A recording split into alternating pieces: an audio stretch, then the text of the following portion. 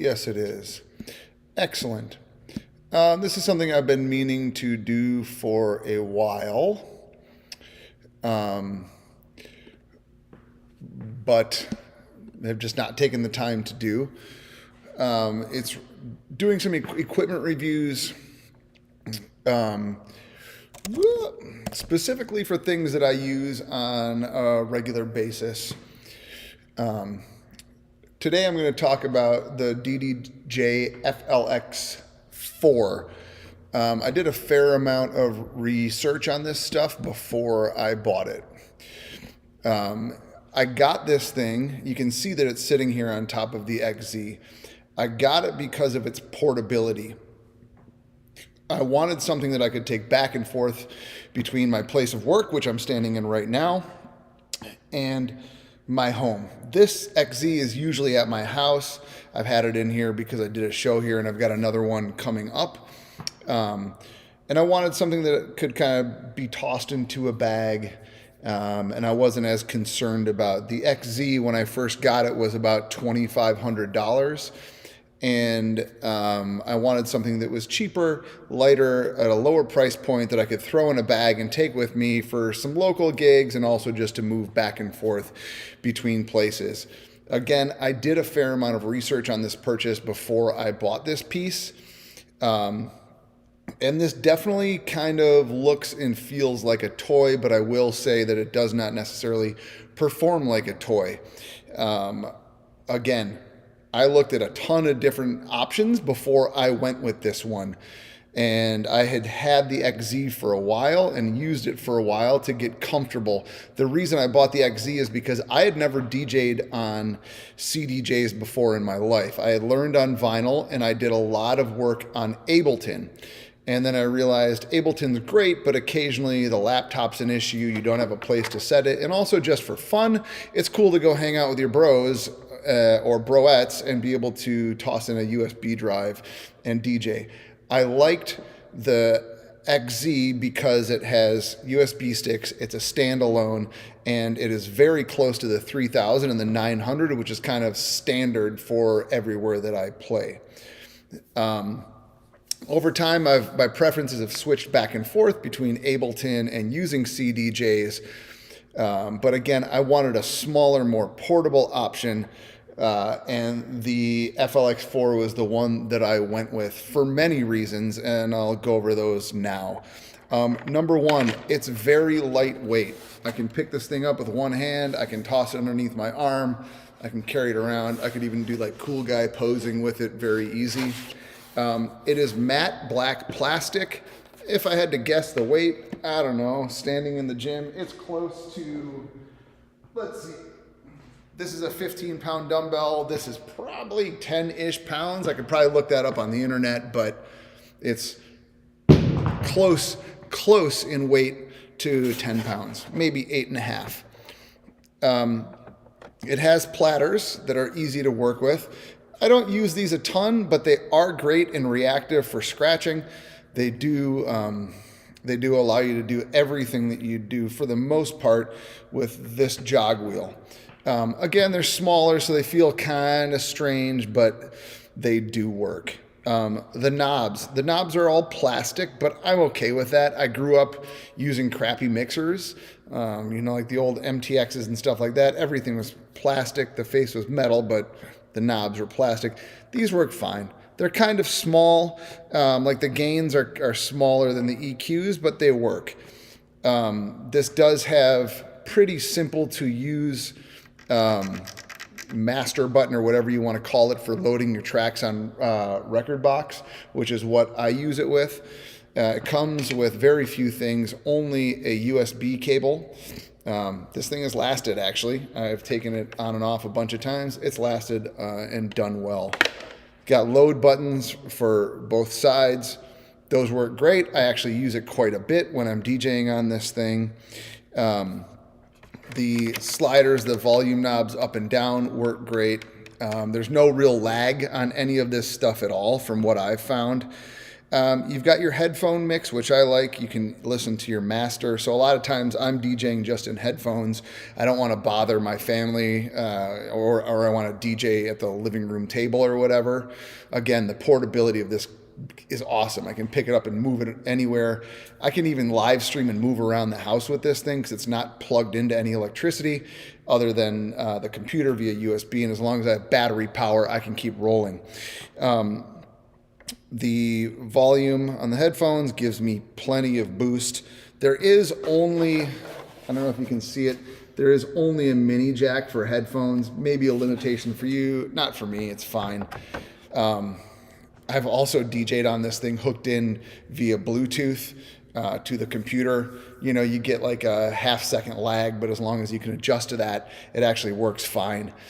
So volume sliders.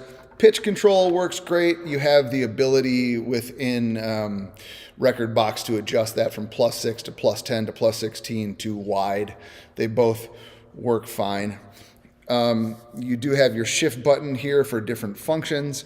You do have a similar loop button here as you do on the XZ, and it works pretty much the same. You have your Q loop call, which works the same pretty much as the XZ. And then you do have the effects, which you can assign to 1, 2, or 1 and 2.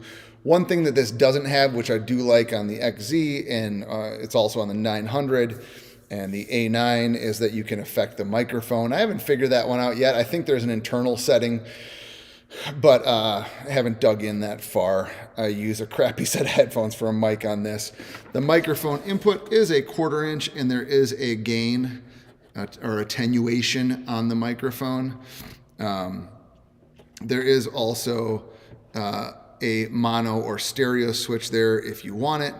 And then you have power if you do want power on this, which you don't need, but you can plug in power. And you also have your USB-C to plug in for connection to the computer, which you're going to need. I've also used this with my cell phone. I tried out Pioneer on the phone, or Pioneer Rekordbox on the phone, just for the heck of it, just because it was kind of silly to me. And yes, you can DJ on your phone with this thing, so even more portable than bringing a laptop places. If you've got, like, I used files that were on my phone and DJ'd a set on this, and it worked fine. You also have your start, stop, and your cue buttons here, which work, again, just about the same, or I should say the same as your buttons here. You don't have the track search or the search buttons, but I rarely use that on the XZ. You also don't have the reverse, but again, I don't use that. And there is an effect on this that is a reverse effect that I have used that is fun and I have played with. That brings me to the effects.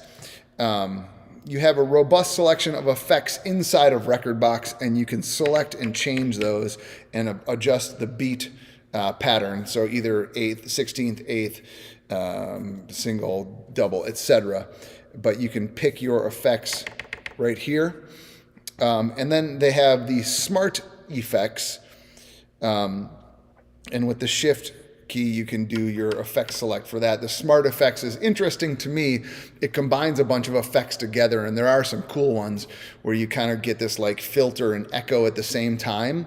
If you don't have the effects turned on, this is always right here. This is always a filter, which I kind of like. I DJ with a filter a lot, low pass, high pass filter.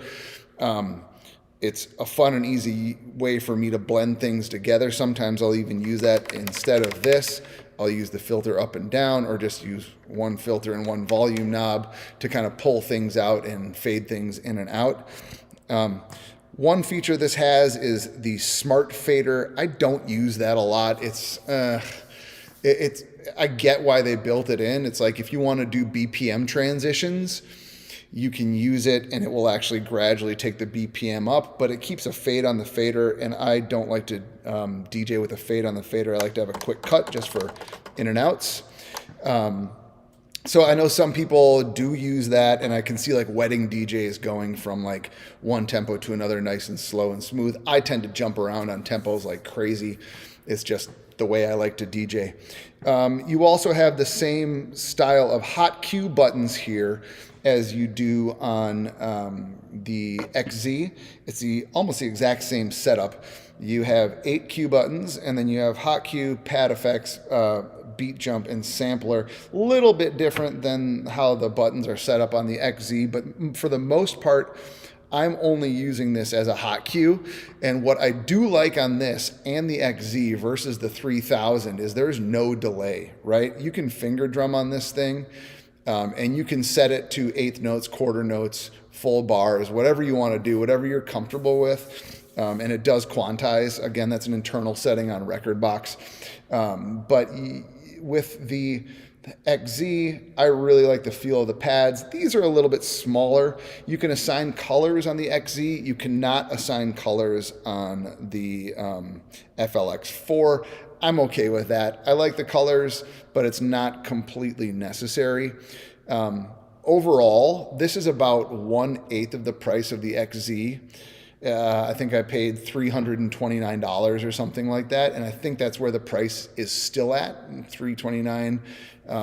There were cheaper ones, and I thought about like for funny looks, getting the cheapest controller possible. I think there were ones all the way down to like $59, but then I was like, I do want to use this, and I do want to like be able to do a serious mix on it, and I want most of what this thing does. I want to be able to do that, and a lot of the other ones didn't have that.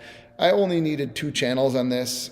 Sure, it would be nice to have 3 or 4, so sometimes you want to get that multi-layered mix going on. You're not going to do that on this. It's a 2-channel traditional DJ mixer where you're going from track A to track B and back and forth.